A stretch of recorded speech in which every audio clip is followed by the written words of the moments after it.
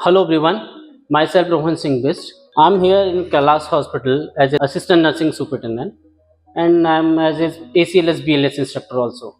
Today we are here to celebrate this Restart a Heart Day, which is celebrate up the 16th of the October. So basically Restart Heart Day is basic name is BLS. BLS एक ऐसा means एक basic things हैं जो कि हम किसी की जान को या किसी की धड़कन को वापस ला सकते हैं। सो BLS में हम लोग करते क्या है कि बेसिकली आज की जनरेशन में अगर आप देखोगे तो घर पे हर किसी के फैमिली में कुछ ना कुछ इश्यूज हैं, किसी को बीपी है, शुगर है, हार्ट की दिक्कत होती है। तो ऐसे पेशेंटों में कभी भी पेशेंट कोलैप्स कर जाता है और हमें इस चीज़ की अगर नॉलेज होगी तो हम उनकी जान को बचा सकते हैं। BLS का मतलब है बेसिक लाइफ सपोर्ट, जिसमें आपको कोई ऐसे कुछ दवाइयों की जरूरत नहीं पड़ती है।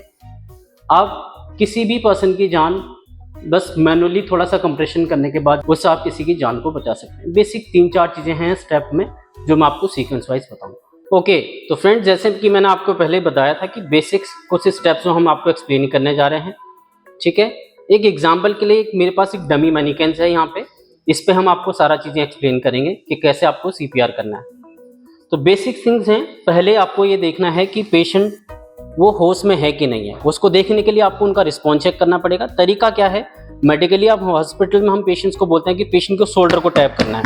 हेलो सर, हेलो हेलो, आई ओके 2 या 3 बार अगर आप टाइप करते हैं, उसके बाद भी अगर इसका मतलब कोई रिस्पॉन्ड नहीं कर रहा है, इसका मतलब आपको लगता है कि कुछ ना कुछ दिक्कत है पेशेंट में, ठीक है।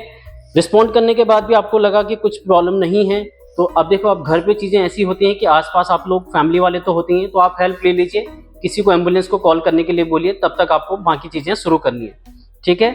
दूसरा स्टेप आता है, आपको देखनी है कि उनकी धड़कन, सांस चल रही है कि नहीं चल रही। वो तरीका ये है कि आप देखोगे उनकी जो छाती है, पेट है, वो ऊपर हो रहा है कि नहीं हो रहा है। अगर ये भी नहीं चल रहा है, इसका मतलब सांस भी रुकी हुई। तीसरा स्टेप ये है कि हम उनकी एक नेक पल्स चेक करते हैं। गर्दन में आप देखोगे कि जस्ट आपके ट्रेके के साइड आप 2 फिंगर स्लाइड जाएंगे, यहाँ पे आपको एक कैरोटिड पल्स मिलती है।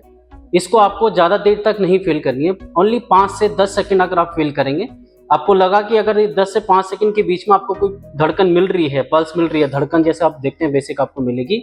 अगर वो पल्स धड़कना शुरू कर रहा है, इसका मतलब तो जान है। अगर वो भी नहीं है, इसका मतलब आप मान चलेगी कि पेशेंट आपका कुछ नहीं है, तो आपको उनके हार्ट को रीस्टार्ट करना है। अब वो रीस्टार्ट कैसे करना है, मैं बेसिक आपको उसके स्टेप भी समझाता हूँ, ठीक है। उसके लिए आपको करना क्या है, पेशेंट को आपको एक फ्लैट सरफेस देखना है, जो हार्ड सरफेस होगा वहाँ पे आप पेशेंट ले लीजिए, या क्लाइंट जो भी है उनको वहाँ पे लिटाएंगे। उसका मेजरमेंट कैसा होता है, ये आपका आप देखेंगे हम मिडिल ऑफ द निप्पल, ये सेंटर जो होता है हमारा हार्ट, जिसको हम बोलते हैं स्टर्नम, ये स्टर्नम हम जिफॉर्ड पॉइंट के ऊपर यहाँ पे आपको फिल करना है पहले। दूसरा, ये हैंड आपका, दूसरा हाथ जो आपका नॉन डोमिनेंट हैंड है, उसका आपका heel of the palm place करना है स्टर्नम के ऊपर। दूसरा हैंड, अदर हैंड टॉप आपने ये फिंगर और इंटरलॉक फिंगर करेंगे, ठीक है। आपने पूरी जोर के साथ प्रेशर देना है और 30 टाइम उनको कंप्रेशन करना है। काउंट करेंगे लाउडली, 1 2 3 4 5 6 7 8 9 10 11 12 13 14 15 16 17 18 19 20 21 22 23 24 25 26 27 28 29 30।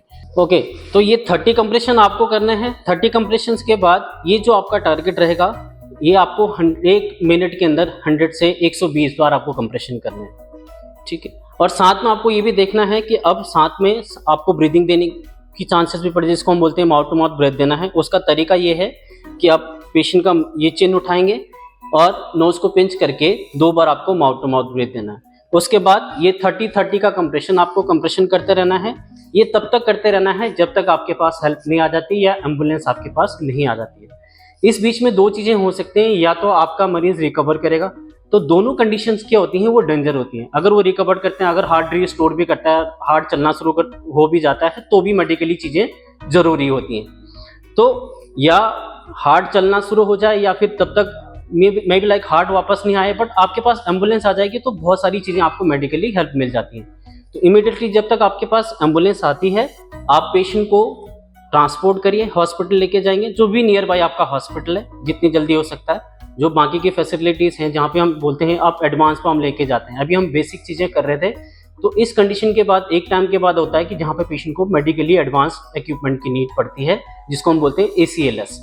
तो वो ACLS की पूरी जो प्रकृति है और जो भी प्रोसेस प्रतिक्रिया होती है वो हॉस्पिटल में ही अवेलेबल हो पाएगी। घर पे हमें बेसिक्स BLS करके पेशेंट की जान बचानी। तो इस चीज़ को आप इंश्योर करिए कि हम मरीज को जितना टाइम दे सकते हैं उतना देना है, आपको छोड़ना नहीं है, CPR करते रहना है जब तक आपके पास हेल्प नहीं आती, और इमीडिएटली आप पेशेंट को नियर बाई हॉस्पिटल में ट्रांसफर करें। धन्यवाद।